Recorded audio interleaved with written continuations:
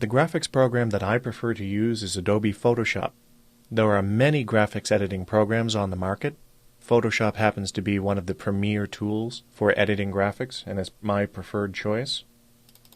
I'll double-click on the Photoshop icon on my desktop to launch Adobe Photoshop, and I'll quickly clean up my floating palettes by resetting the Essentials view so my Photoshop tool is a little easier on our eye. And now in Photoshop, under the File menu, I'm going to open a file inside the Chapter 4 folder in the miscellaneous directory, and that file is text.psd. If you get the embedded color profile mismatch, click OK.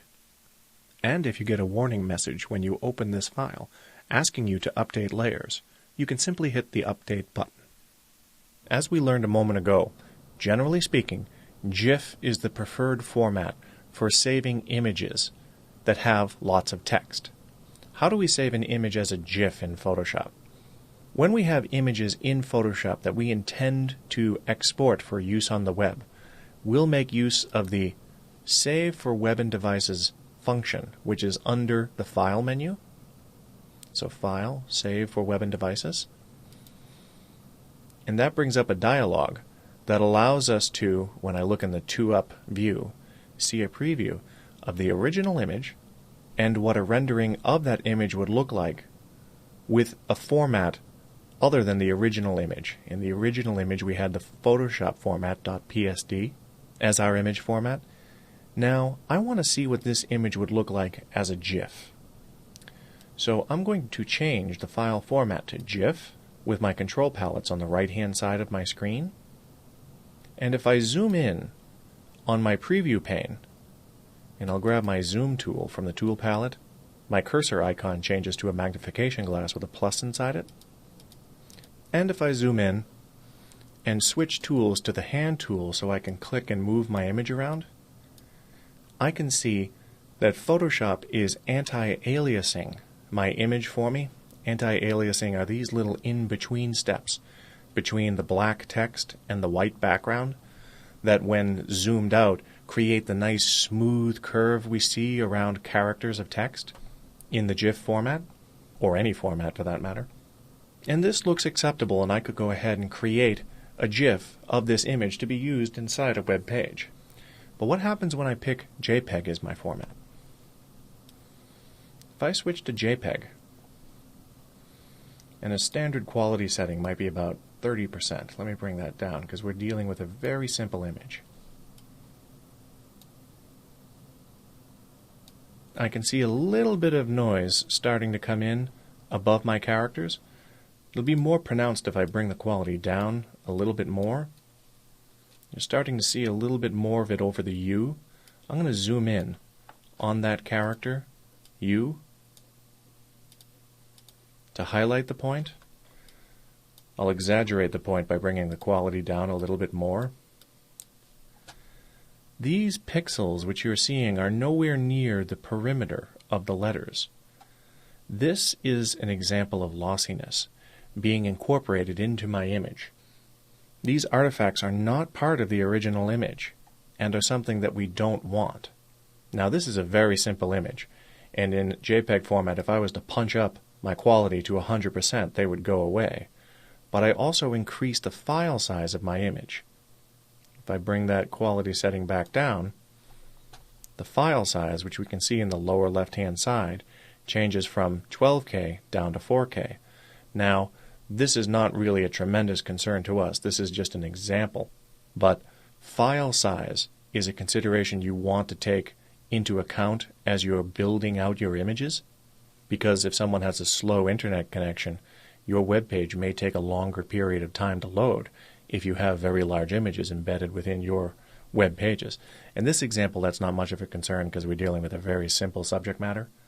But I just wanted to show you an example of where lossiness comes in and how it might start to degrade the quality of your images, especially ones that have text in them. But let's take a look at the other scenario we discussed.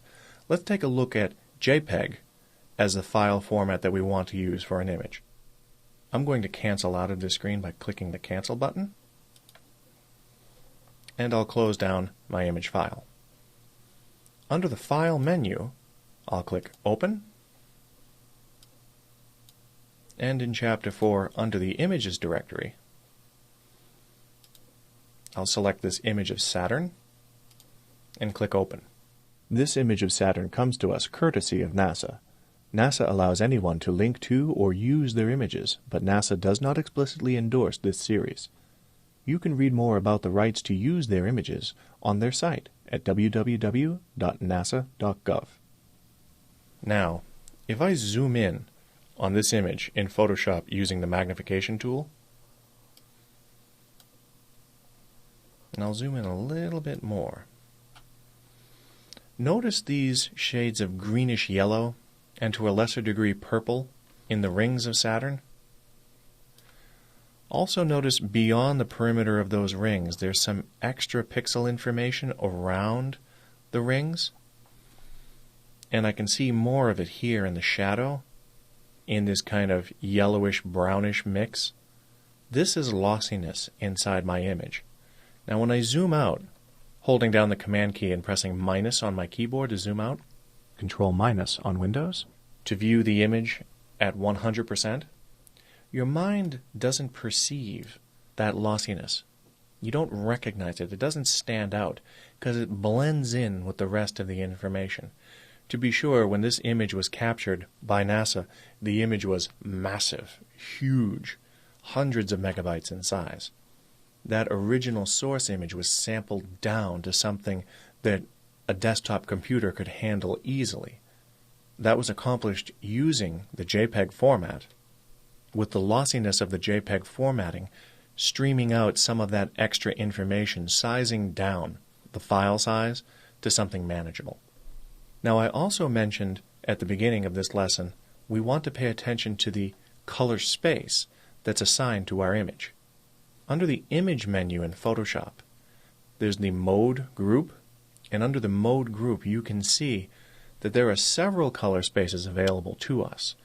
The two that we're concerned with right now at the beginning of your web design career are RGB and CMYK. This image is already in the RGB color space, and we're going to leave that alone. In Photoshop you can also see that the RGB color space is applied to this image. If I switch over to the color panel, I can change the display of color space to show CMYK sliders, so I can see the CMYK values of this image. This would be useful if I was going to take this image and have it printed on a large scale with a 4-color offset printer. We're not interested in doing that for this example. We're targeting digital display of our imagery instead of printed display of our imagery. The last consideration that I mentioned at the onset of considering how you're going to format your images for use in web pages was to mention image dimension. In Photoshop, you can control the size of your images using the Image menu. Under the Image menu, if you select Image Size, you can see the width and height currently assigned to your image and the document size of your image when printed. The pixel dimensions for our use, displayed in width and height, represent how your image will be viewed on screen, as opposed to the size of the image when actually printed. For web images, we want to target a resolution of 72 pixels per inch. This is the standard resolution of computer screens and is the resolution you want to use for images that you're going to incorporate into your web page. I mention this because you may purchase stock images from a web-based reseller of stock imagery that you wish to use inside your website, but oftentimes those images that you might download might be in 300, 600, 1200, 2400 dots per inch if you bought a high-quality image. If you wanted to get that image, which may already be in JPEG format, into your web page without having to make the visitor download a gigantic file, which you want to avoid, you would come into Photoshop or whatever graphics tool you have available and change the image resolution. And in this case, with the image size dialog, I can change the resolution of this image down to 72 pixels per inch, which this image is already at, so I'll cancel out of this dialog.